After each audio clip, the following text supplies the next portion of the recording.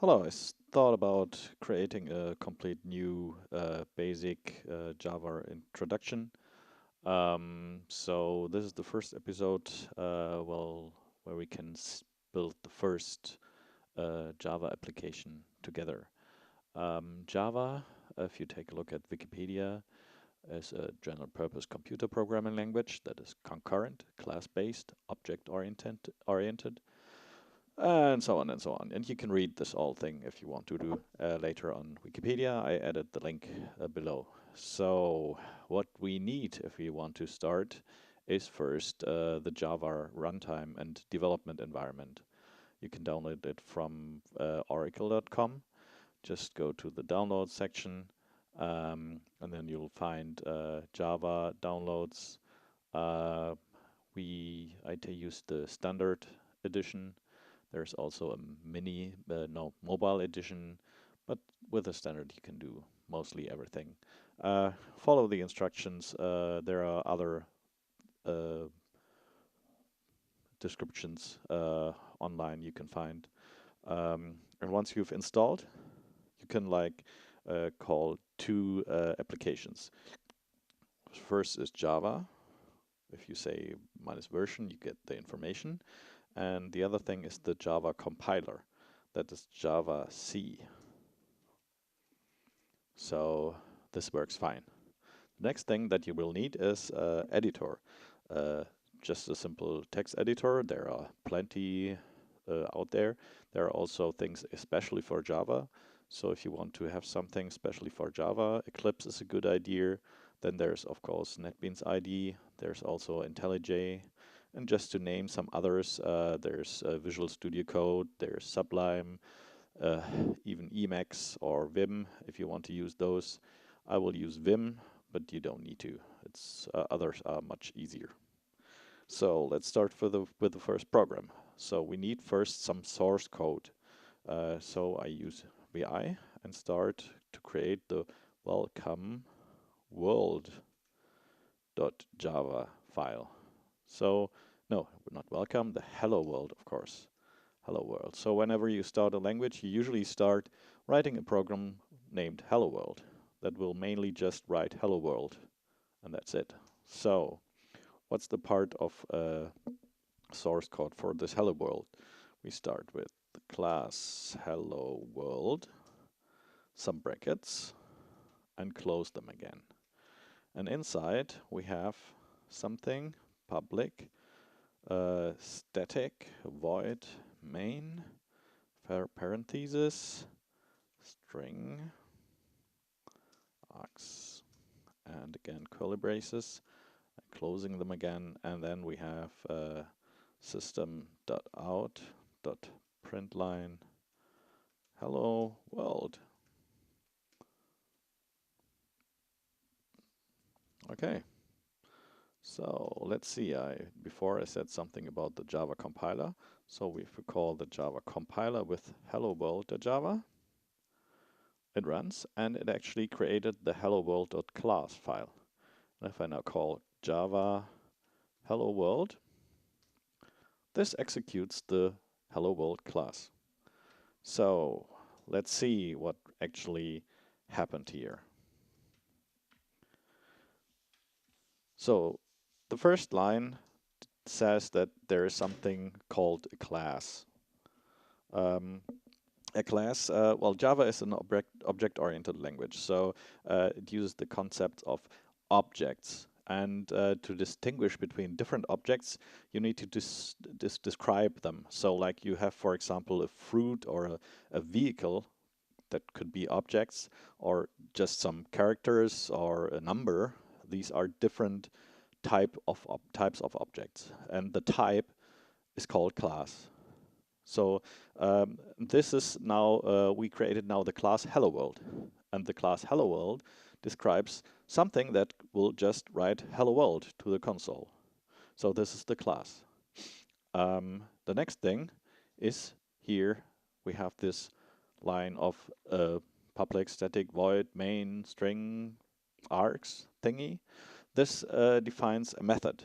A method is actually something like a an instruction how to do something. So this is the real thing that is actually executed. The other thing around is just a wrapper to have this defined somewhere. And this has multiple different things. Like here's the public, for example. That means that this method is public, so anybody can call it. It's like if you're on there's a traffic light and you want to press the button, and it's public, so anybody who's around can press the button. So this is a public method; anybody can use it. Okay. Next thing is the static thingy.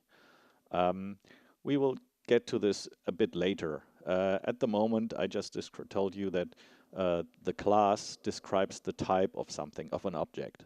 And usually you cannot call something like you cannot press the button of a traffic light if you don't have a traffic light. And the static actually means that you don't really need a Hello World object. The Hello World class is fine. You can just call this on the class. But we will get to this later. The next thing is the void. Any method in Java has a return. So, well, except for this method. So if you don't have return anything, you just write there void. And usually, for example, you add up two numbers. So the result is a number again. So you would write here number, any kind of number. Or if you create some message or something, you would return here's a message. Or you could, if you return a car or a fruit or whatever, you write here fruit, car, or whatever it is. And actually void just means this method will return nothing. Okay. And then the method has some brackets and something in there. And this is actually just some parameters that are given to the method. And here I say that the parameter I give it is of the type string. And additionally, it's an array of string. So it contains multiple strings. And I just give it a name, and the name is args. Okay. So why do I call this whole thing main? And why do I use these args? Because I don't use them. Well, if you want to call a class, Java will search for exactly this method. It will search for a main method that has a string array, and then it will call these. And if you, for example, call this with some parameters later, like hello, it actually calls this and puts this hello into this argument. Okay, so next. So this is the real instruction. Here, the real magic happens actually. And system is again a class in Java. And it also has another concept that I wasn't yet talking about. That's the property.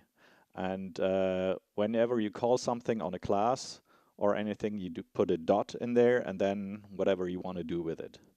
And system has an out property. So that's defined in the Java environment. And the out returns an object. It is actually a print, what was it? A print stream object. That's an object that you can call print line. So this is the method print line that you can call on this object. And this object that you get returned will put everything that you tell it to the console. And so this is all the magic that is actually to this very first Hello World program. So we have the class, we have the method that is called, and then we have the instruction that prints out Hello World. So let's see how we'll go on from here.